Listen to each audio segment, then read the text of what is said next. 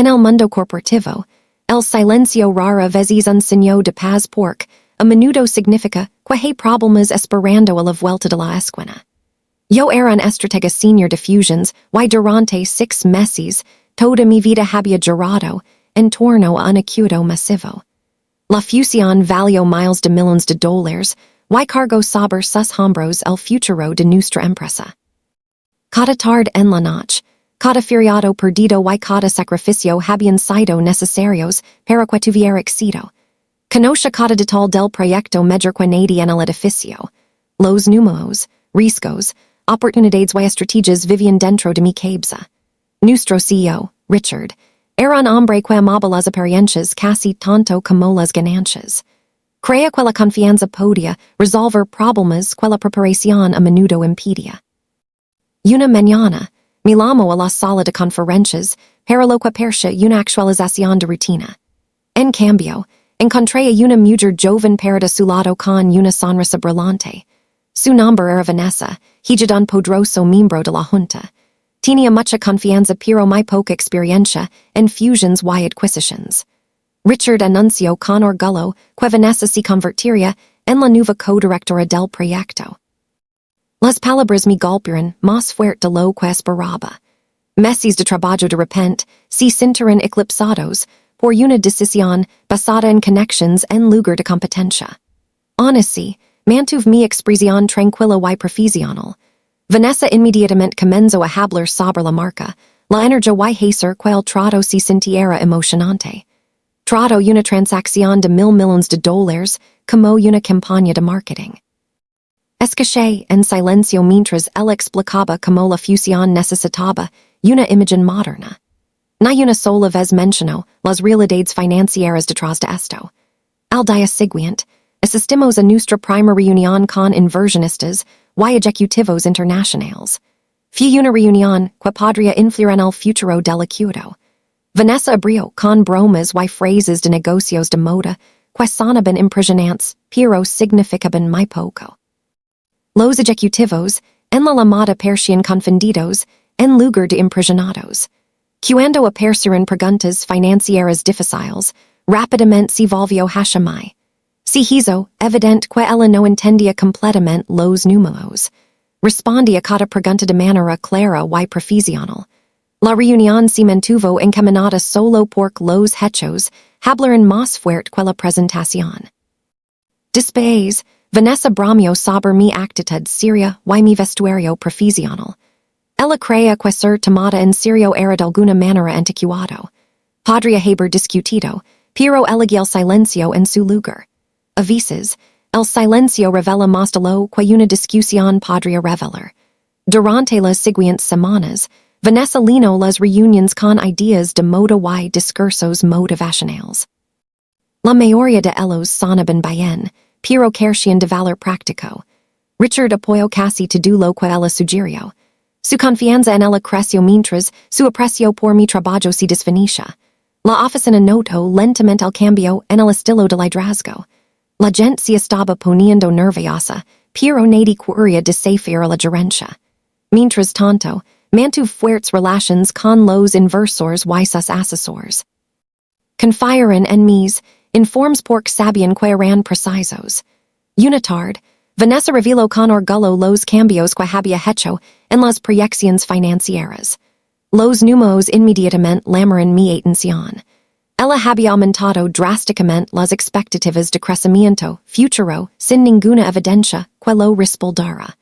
Las proyecciones eran poco realistas y potencialmente peligrosas. Expliqué que los pronósticos financieros deben basarse en hechos y condiciones del mercado. Ella descartó mis preocupaciones como negatividad. Richard se puso del lado de ella y me dijo que fuera más flexible. En ese momento, me di cuenta de que la lógica estaba perdiendo la batalla contra el ego. Regresé a mi escritorio y creé un informe separado que contenía el análisis real. Mostró las oportunidades y riesgos realistas que enfrenta la fusión. Faltaban solo unos días para la reunión final de inversionistas y la presión llenó todos los rincones de la oficina. Todos sabían que el resultado afectaría el futuro de la compañía. Richard passaba sus dias, revisando detalles y dando instrucciones. Vanessa si centro en las apariciones y enseo discursos que sonaban impresionantes. La mañana de la reunión, llegué cargando solo una delgada carpeta de curo. Todo lo importante, yo estaba almacenado en mi mente. Vanessa parecía nerviosa a pesar de su apariencia confiada. Cuanto más nos acercábamos a la reunión, más insegura se volvía. Pronto el inversor principal entró en la sala de conferencias. Su reputación de inteligencia y disciplina lo precedió. La habitación quedó completamente en silencio cuando él tomó asiento. Todos entendieron la importancia de su opinión. Vanessa comenzó su presentación con entusiasmo y promesas audaces. Ella habló sobre visión, crecimiento y posibilidades emocionantes. El inversor escuchó atentamente sin mostrar ninguna emoción. Su rostro permaneció eligible. Luego comenzó a hacer preguntas financieras detalladas. La atmósfera cambió instantáneamente. Vanessa luchó por responder y buscó desesperadamente las palabras correctas. La confianza por sí sola no podría reemplazar la preparación. Eventualmente, se volvió hacia mí con la esperanza de que rescatara la presentación. La sala esperó mi respuesta. Expliqué con como los números, las condiciones del mercado y las evaluaciones de riesgos. Cada respuesta vino directamente de meses de investigación y experiencia. El inversor escuchó atentamente mientras tomaba notas. Por primera vez esa mañana, parecía genuinamente interesado. Pregunta tras pregunta si me presento y respondía cada una con claridad. Los hechos reemplazaron las suposiciones y la lógica reemplazó las consignas. La discusión profundizó en las estructuras de la deuda, los costos operativos y las proyecciones a largo plazo. Este era el lenguaje de los negocios reales. Luego, el inversionista preguntó por qué los números de presentación difieren de las proyecciones realistas. Era una pregunta que nadie quería escuchar. Le expliqué la diferencia de manera honesta y profesional.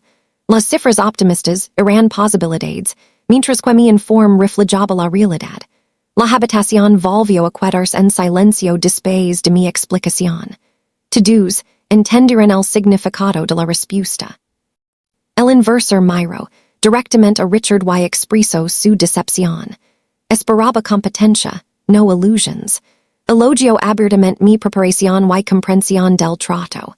Era el reconocimiento que me había ganado a través de años de arduo trabajo. Vanessa finalmente se dio cuenta de que la confianza sin conocimiento tiene límites. La experiencia importa cuando hay decisiones reales en juego. Antes de irse, el inversionista anunció que todas las negociaciones futuras se mandarían bajo mi liderazgo. La decisión fue definitiva. Richard no tuvo más remedio que aceptar el resultado. Por primera vez en años, realmente vi mi valor. La fusión se completó con éxito, lo que generó importantes beneficios para la empresa y sus empleados. Los meses desfuso finalmente habían valido la pena. Esa experiencia les enseñó a todos una valiosa lección. Si aclara la garganta, la competencia siempre sobrevivirá a la arrogancia, y la preparación siempre vencerá la confianza vacía. Suscribit y compart nuestro canal. Hacemos videos para ti y traemos más historias increíbles todos los días.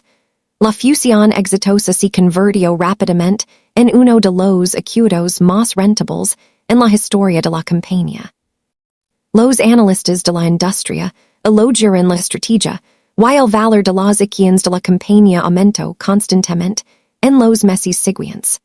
Los clientes que alguna vez cuestionaron la dirección de la empresa ahora la ven con renovada confianza.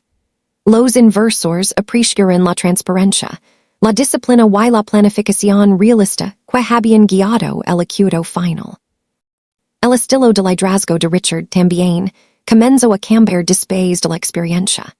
Por primera vez en años, comenzó a prestar más atención a la experiencia y los resultados, en lugar de las apariencias y la popularidad. Los empleados notaron la diferencia casi de inmediato.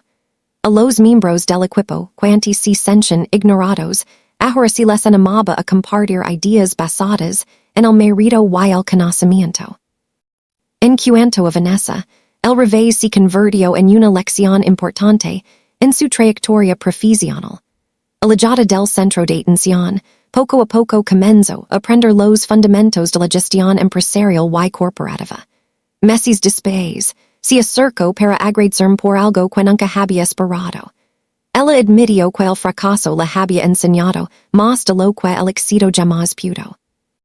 Mi ascenso trajo nuevas responsabilidades, pero también trajo un mayor respeto. La gente no me veía como alguien que trabajaba detrás de escena. Me vieron como un líder capaz de guiar decisions importantes. Cada vez que nuevos empleados se unían a la empresa, les recordaba que el talento por sí solo no es suficiente.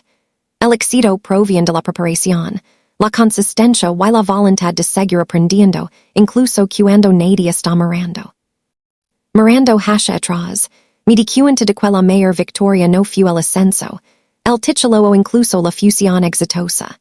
La verdadera victoria fue demostrar que la integridad y la competencia son important en un mundo a menudo distraído por la imagen y el ruido. Al final, el trato sincero, la empresa se fortaleció y todos aprendieron una valiosa lección. La confianza puede abrir una puerta, pero el conocimiento, el trabajo arduo y el profesionalismo son los que mantienen esa puerta abierta a largo plazo.